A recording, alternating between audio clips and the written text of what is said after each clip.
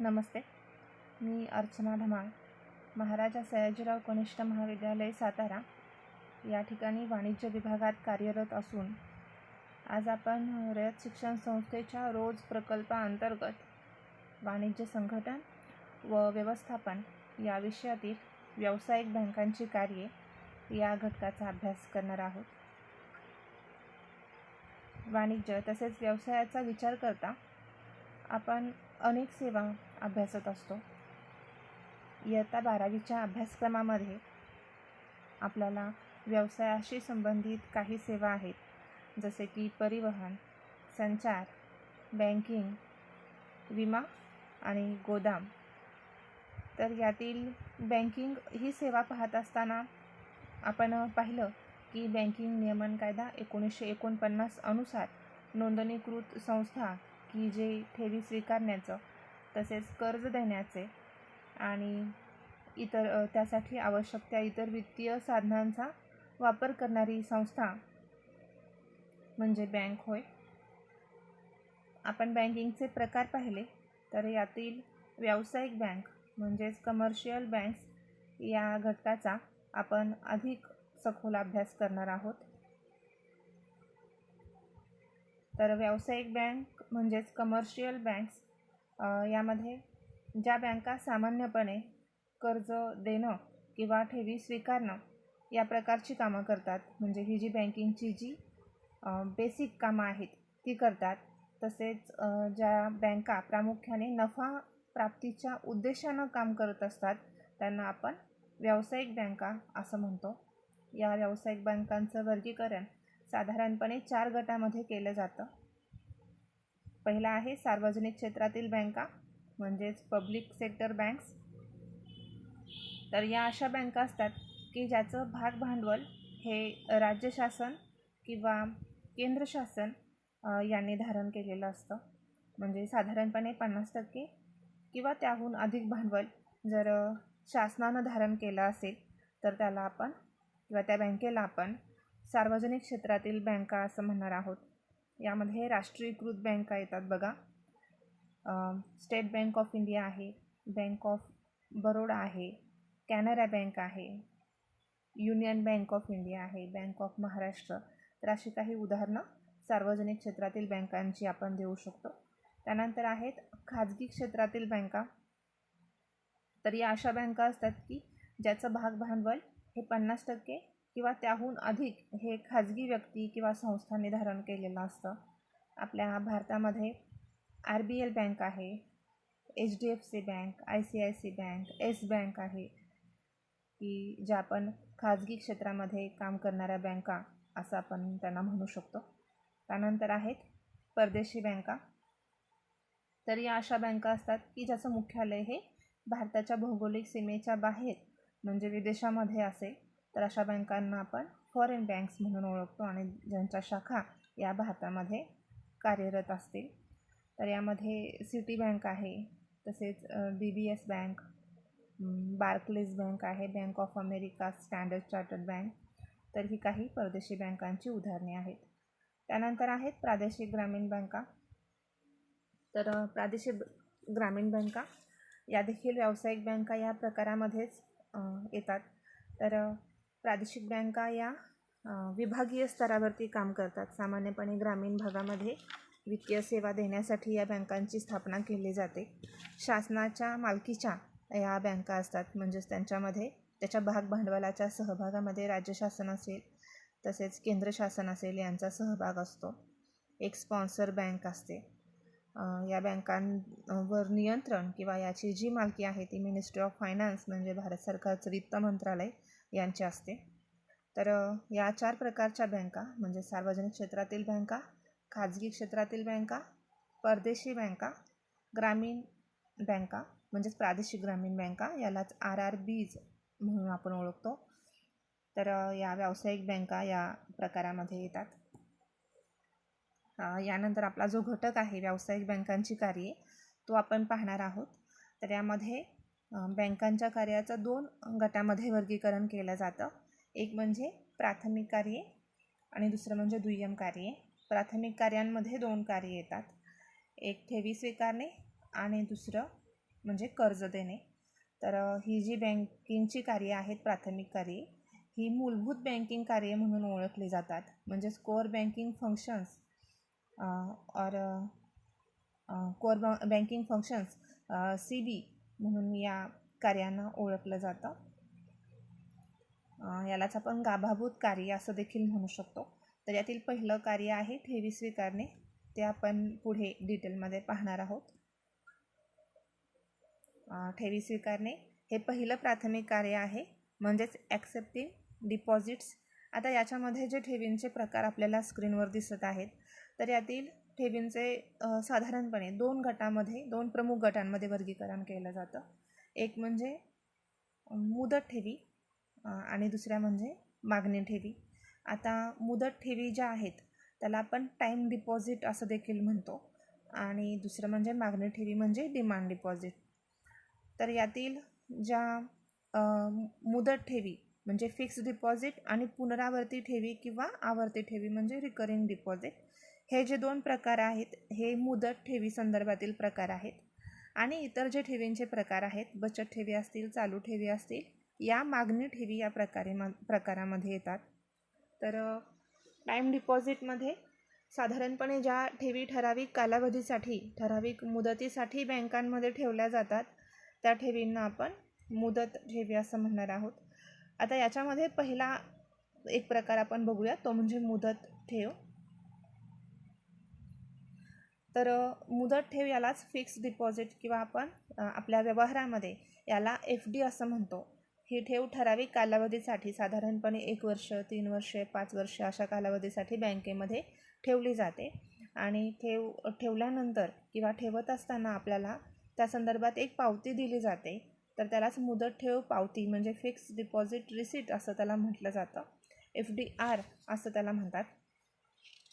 आणि यातील ठेवींच्या प्रकारामध्ये सर्वाधिक व्याजदर हा आपल्याला मुदत ठेवींवरती मिळतो, म्हणजेच FD वरती मिळतो.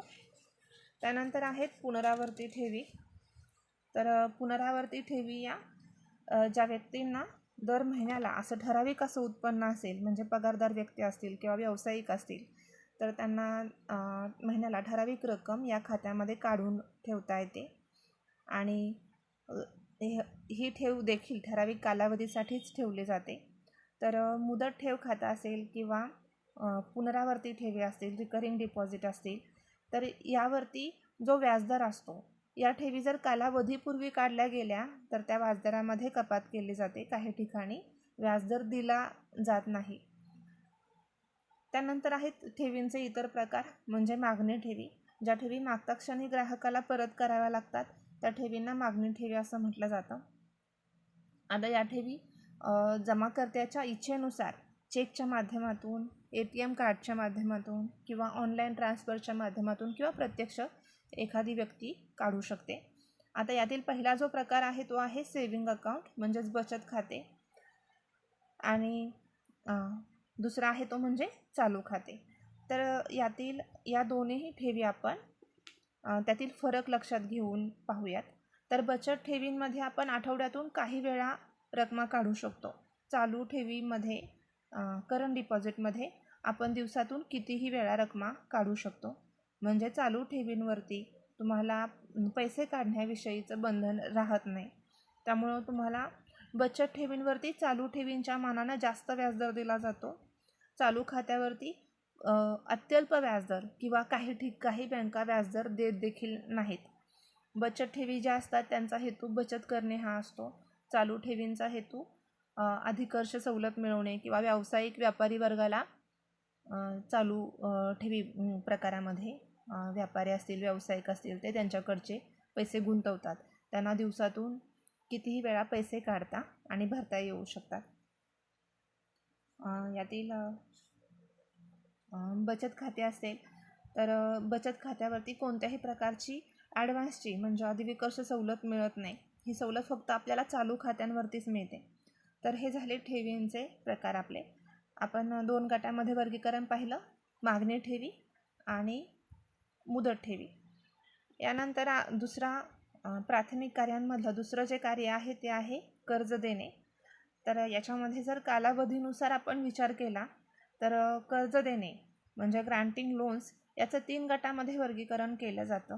एक म्हणजे अल्प मुदती कर्ज, दुसरं म्हणजे मध्यम मुदती कर्ज, तिसरं म्हणजे दीर्घ मुदती कर्ज. अल्प मुदती कर्ज जे आहे, शॉर्ट टर्म लोन जे आहे, ते साधारणपणे 1 वर्ष कालावधीपर्यंत जे लोन असतं तर ते अल्प मुदतीमध्ये जाणार आहे. 1 ते 5 वर्ष कालावधीपर्यंत जे लोन असणार आहे ते मध्यम मुदतीमध्ये जाणार आहे. आणि 5 वर्षाहून अधिक कालावधीसाठी म्हणजे दीर्घ कालावधीसाठीचं जे कर्ज असणार आहे त्याचं वर्गीकरण आपण लॉंग टर्म लोन म्हणजे दीर्घ मुदती कर्जामध्ये करणार आहोत. लोन्स आणि ॲडव्हान्सेस. तर यातील ॲडव्हान्सेस म्हणजे यालाच उचल किंवा आगाऊ रक्कम कर्ज असं म्हटलं जातं. आगाऊ रक्कम यालाच अग्रिमे असा देखील शब्द वापरला जातो. तर ॲडव्हान्सेसमध्ये 3 भाग येतात. एक म्हणजे रोख कर्ज, त्यानंतर आहे अधिविकर्ष सवलत किंवा याला अधिकर्ष सवलत असं म्हटलं जातं, आणि हुंडीची वटणावळ. रोख कर्ज हा जो प्रकार आहे याच्यामध्ये कर्ज दिलं जातं आणि त्यासाठी स्वतंत्र कर्ज खातं दिलं जातं. जे व्यावसायिक असतील लोक किंवा जे खातेधारक असतील त्यांना साधारणपणे खेळत्या भांडवलाच्या गरजा भागवण्यासाठी या प्रकारचं कर्ज दिलं जातं.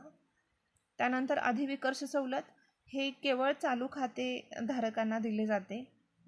ही सवलत साधारणपणे 15 दिवसांपासून 60 दिवसांपर्यंत याचा कालावधी असतो आणि यासाठी कुठल्याही प्रकारचं स्वतंत्र असं खातं उघडावं लागत नाही. ती रक्कम तुमच्या चालू खात्यावरच जमा केली जाते आणि जेवढी प्रत्यक्षात रक्कम उचल केली असेल त्या उचल केलेल्या रकमेवरच व्याज आकारलं जातं. त्यानंतर तिसरा प्रकार जो आहे हुंडीची वटणावळ. याच्यामध्ये जे व्यापारी असतील ते त्यांच्याकडचे जे बिल ऑफ एक्सचेंज असतील म्हणजे त्यांच्याकडील जे हुंड्या असतील ते कमर्शियल बँक्समध्ये म्हणजे व्यापारी बँकांमध्ये जाऊन वटवू शकतात. तर हे वटवत असताना एखाद्या व्यापाऱ्याला एखाद्या ग्राहकाकडून काही रक्कम येणं असेल तर त्या येणे रकमेच्या बदल्यात तो एक बिल तयार करतो की ठराविक तारखेला ती रक्कम आपल्याला त्या ग्राहकाकडून येणे असेल, आणि जर व्यापाऱ्याला त्यापूर्वी त्या पैशाची आवश्यकता भासली तर अशा वेळी ते बिल घेऊन तो बँकेमध्ये जाणार आहे आणि बँकेला सांगणार आहे की जी ठराविक रक्कम यातली काही रक्कम तुम्ही कट करून घ्या. म्हणजे उदाहरण घेऊयात आपण की 100 रुपये असतील तर त्यातले 20 रुपये बँक कट करून घेते आणि 80 रुपये ती त्या व्यापाऱ्याला देते. आता जी रक्कम बँक कट करून घेते त्यालाच discounting of bills of exchange असं म्हटलं जातं. म्हणजे त्याला डिस्काउंट किंवा कसर असं म्हटलं जातं. यालाच हुंडीची वटणावळ हा देखील एक प्रकारे ॲडव्हान्सचा प्रकार आहे. तर अशा प्रकारे आपण बँकांची 2 पहिली प्राथमिक कार्ये पाहिली. एक म्हणजे ठेवी स्वीकारणे, दुसरं म्हणजे कर्ज व अग्रिमे देणे. यानंतर आपण बँकांची दुय्यम कार्ये पाहणार आहोत. तर दुय्यम कार्यांचं सुद्धा 2 गटामध्ये वर्गीकरण केलं जातं. एक म्हणजे प्रातिनिधिक कार्ये आणि दुसरं म्हणजे उपयोगिता किंवा उपयुक्तता कार्ये. तर दुय्यम गटामधलं पहिलं कार्य म्हणजे प्राथमिक कार्य एजन्सी फंक्शन, आपण ते पाहणार आहोत. याच्यामध्ये पहिलं आहे नियमित भरणा व देयके, पिरियॉडिक कलेक्शन्स अँड पेमेंट.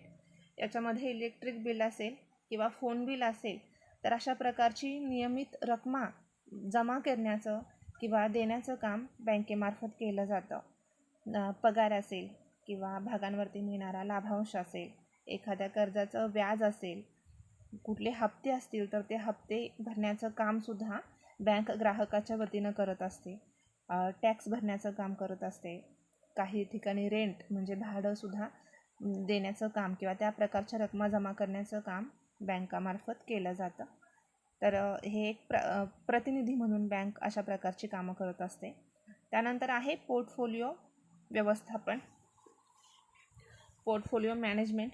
याच्यामध्ये बऱ्याच मोठ्या व्यावसायिक बँका ग्राहकाच्या वतीनं शेअर असतील, डिबेंचर्स असतील म्हणजे समभाग असतील, तसेच कर्ज रोखे किंवा इतर ज्या गुंतवणुकी संबंधित सेवा देण्याचं काम किंवा त्यांची ग्राहकाच्या वतीनं खरेदी विक्री करण्याचं काम बँकेमार्फत केलं जातं.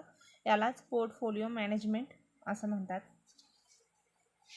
त्यानंतर आहे निधी हस्तांतर, फंड ट्रान्सफर. तर या ठिकाणी व्यावसायिक बँका ग्राहकाच्या वतीनं एका शाखेतून दुसऱ्या शाखेमध्ये किंवा एका बँकेतून दुसऱ्या बँकेमध्ये पैसे हस्तांतरण करण्याची सोय म्हणजे फंड ट्रान्सफरची सोय उपलब्ध करून देतात.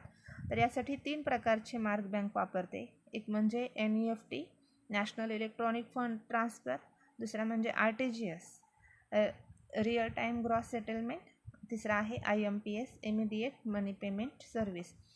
आता हे जे फंड ट्रान्सफरचे जे मार्ग आहेत ते आपण पुढील लेक्चरमध्ये जास्त डिटेलमध्ये पाहणार आहोत.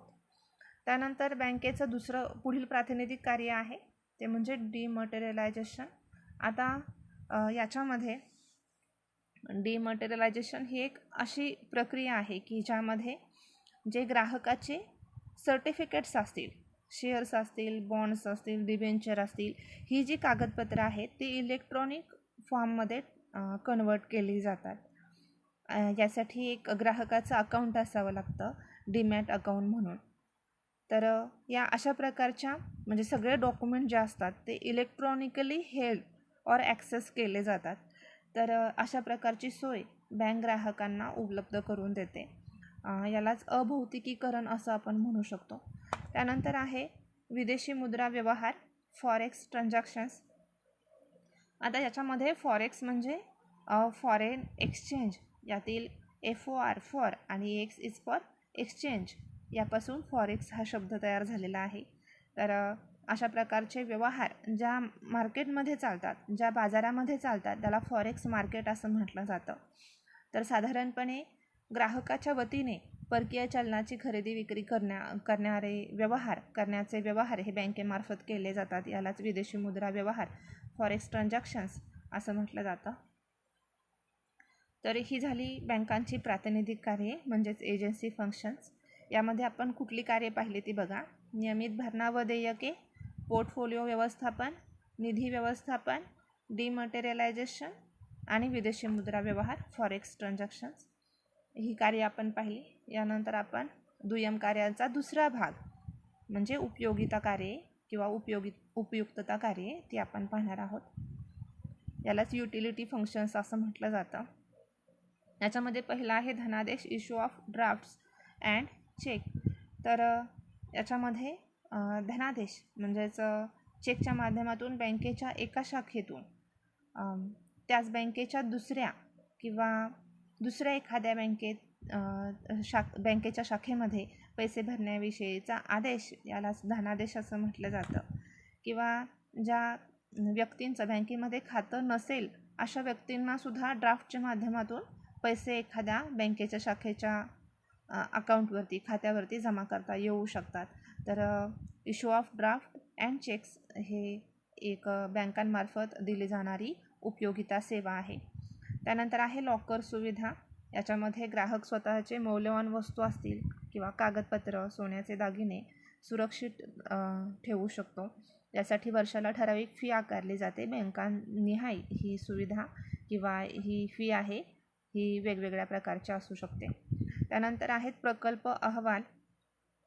तर बरेच व्यापारी असतील, व्यावसायिक असतील, उद्योजक, तर त्यांना अनेक प्रकारचे सर्वे करावे लागतात किंवा त्यांचा जो ग्राहकांचा आधार आहे तो वाढवण्यासाठी, ग्राहकांची संख्या वाढवण्यासाठी, विक्री वाढवण्यासाठी किंवा सर्वसामान्य लोकांनासुद्धा आपल्या ठेवी किती सुरक्षित आहेत यासाठी बँकेचे जे अहवाल आहेत, रिपोर्ट आहेत, प्रोजेक्ट रिपोर्ट आहेत, तर ते उपयोगी पडतात. तर ती देखील बँकांची एक उपयोगिता आहे. त्यानंतर आहे गिफ्ट चेक. तर भेट धनादेश, बऱ्याच बँका काही सणासुदीच्या निमित्तानं ग्राहकांना अशा प्रकारचे चेक ऑफर करत असतात किंवा समारंभाच्या वेळी अशा प्रकारचे गिफ्ट चेक असतील, नाणी असतील, म्हणजेच कॉईन असतील सोने किंवा चांदीची, तर ती ऑफर करत असतात. त्यानंतर आहे अंडररायटिंग सेवा.